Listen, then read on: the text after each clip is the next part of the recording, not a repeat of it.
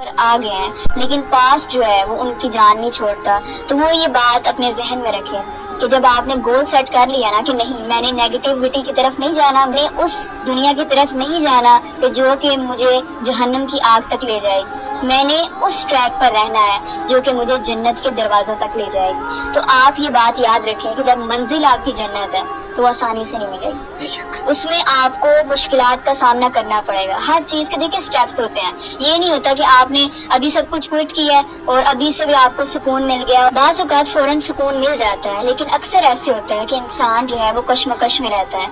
उसको ये लग रहा होता है कि शायद जो मैं पास्ट छोड़ आया हूँ वही ठीक था, यानी वो वसवसे जो है वो चलते रहते हैं दिमाग में। तो वो ये याद रखें कि इंशाल्लाह सुकून जो है वो जिस ट्रैक पर आ गए हैं ना उसी में है, लेकिन वो उसमें थोड़ी सी ताखीर हो सकती है, लेकिन वो नामुमकिन बात नहीं है। जब आप अल्लाह ताला के रास्ते पर आ गए हैं तो फिर अल्लाह ताला पर तवक्कुल